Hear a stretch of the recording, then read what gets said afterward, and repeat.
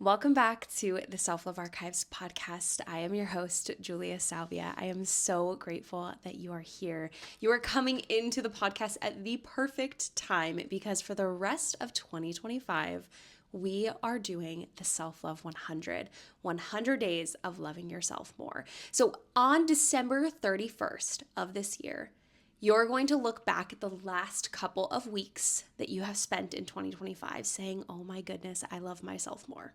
And I can promise you that if you implement these habits, these routines, and join us every single week here on the podcast for only about 10 minutes. These are super, super short episodes for that reason, so that you can take everything that you've learned, take it with you throughout the week, and come back the next week for the next challenge.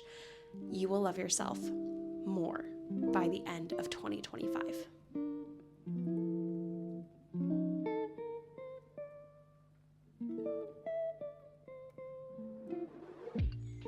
We are on week number 5, episode 4, week number 5.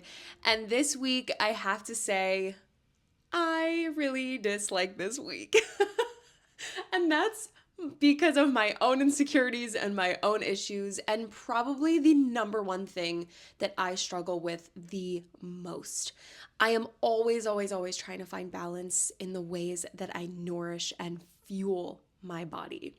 And it seems to be the one thing that I really struggle with. And I've gotten it down pat in the past and I've done really well, but it is the first habit to go when all hell breaks loose, I guess, in life, or when life gets crazy, or you go on vacation and come home. It's like the number one thing that I really struggle with. So knowing that, I want you to know that if it's also something that you struggle with, that you are not alone. I am very cognizant of the type of language I use when speaking about the ways that we fuel and nourish our bodies, because number one, it is so different across every single human in this world, right? From man to woman to child to adult to someone who has this or someone who is that.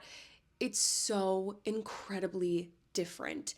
And there are so many different ways that we can nourish and fuel our bodies, but there are also so many different ways that we can nourish and fuel our bodies according to what we like, who we are, the environments that we live in, and our capacity and privilege that we have. So knowing all of that, this week is not about really doing anything except for awareness. Similar to our very first week of the Self-Love 100, we took a whole entire week to just be aware of where we are at.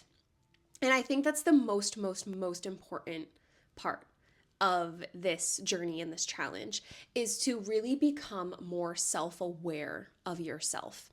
Because it's one thing in these challenges and sometimes these ridiculous diets or these things that everybody is just joining in on, these trends. Like, it's one thing to do those things, and it's another to actually be aware of how things affect you and how things make you feel. And that's what I want you to focus on for this week. So we are not going to be paying attention necessarily to our calorie intake or what this has in it or what that has in it, or if we're going out to dinner this Thursday, or what we eat for breakfast every day, or what we don't eat for breakfast every day.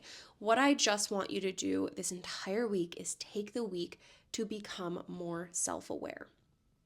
And what that means is similar to our week 1, is when it comes to the ways that you are fueling and nourishing your body. So what you're taking, what you're intaking into your body. And that goes far beyond, but let's focus on the internal this week. Everything that you are eating, everything that you are consuming, whether that is a food, a liquid, a vitamin, supplement, mineral, anything across the board. Anything that you are giving to give your body energy, because that's what food does for us, right? It gives us our vitamins and minerals to help our body function the way that it's supposed to. And it also provides us with energy, which is what makes us function. I want you to take note of the foods or the things that you are consuming that might not make you feel so good. Whether that's not make you feel good physically, mentally, emotionally. A really, really great example. So, as I've noticed recently, as I've gained a little bit of weight, there are a lot of different things going on and puzzle pieces that kind of all fit together. But if we're just focusing on this one thing, I have been getting what's called esophageal spasms, and that's like right in the center of my chest. It feels really tight. Some people say that it's similar to the way that like a heart attack feels. It is a very, very, very intense pain. But with a lot of research and bouncing it off of my doctors and things like that, it seems just like something that has happened because of the weight that I've gained, and has just kind of like almost made my esophagus feel smaller, so I'm not able to swallow certain foods as easily as I once was before. It's a part of GERD, if you've ever heard of GERD. Without getting into so much detail about it, the point is that it is very uncomfortable and it's really painful. And I started to notice it maybe a couple of months ago and realized, okay, what are the foods that are causing this to be more inflamed? What are the foods that I'm eating that are causing my esophagus to be more inflamed? It has nothing to do with what I like, what I don't like. Just point blank, let's be very self-aware and ask myself, what is hurting? What is making this, like, what is triggering it, essentially? And I kind of came down to a couple of things that are very specific, actually. It is potatoes, really potatoes of any kind. Pasta, but not soft pasta. It's only with super al dente pasta. I know, cries in Italian. Cries. But like super al dente pasta. It does not happen with rice or any other grains like bread or anything like that. And then occasionally it will happen with any sort of like seltzer or bubbly drink, but not always. Usually it's more of like, if it's already happening from all of these other things, like the super al dente pasta or the potatoes, a bubbly drink will make it 10 times worse.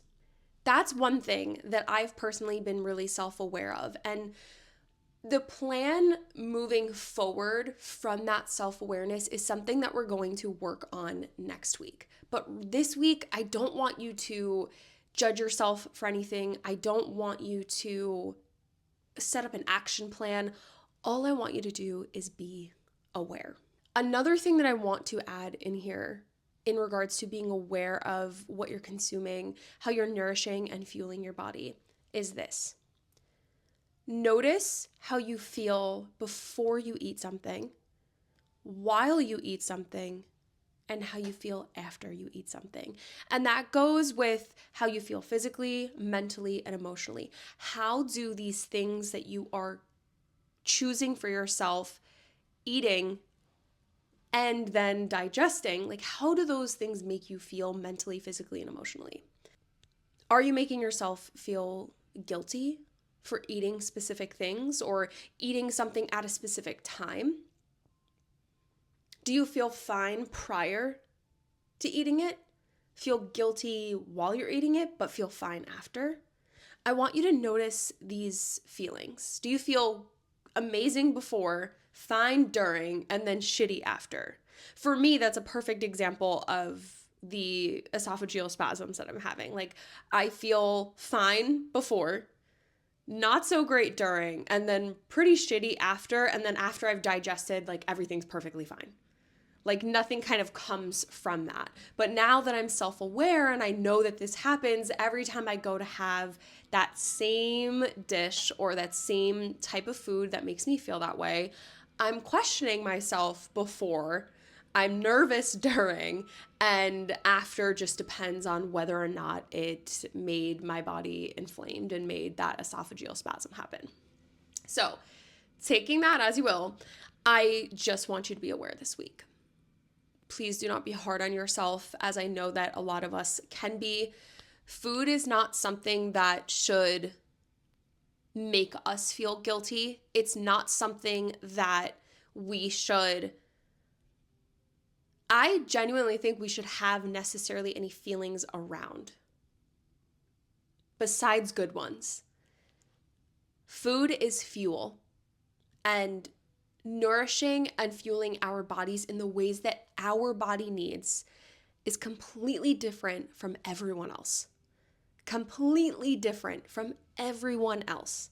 And I want you to let that sink in. So whatever your findings are this week, I want you to take them with no emotion. Almost like writing it down on a piece of paper and saying, okay, no emotion, no positive, no negative emotions, no emotion. Being self-aware is exactly that. It's just being aware of how you feel mentally, physically, and emotionally.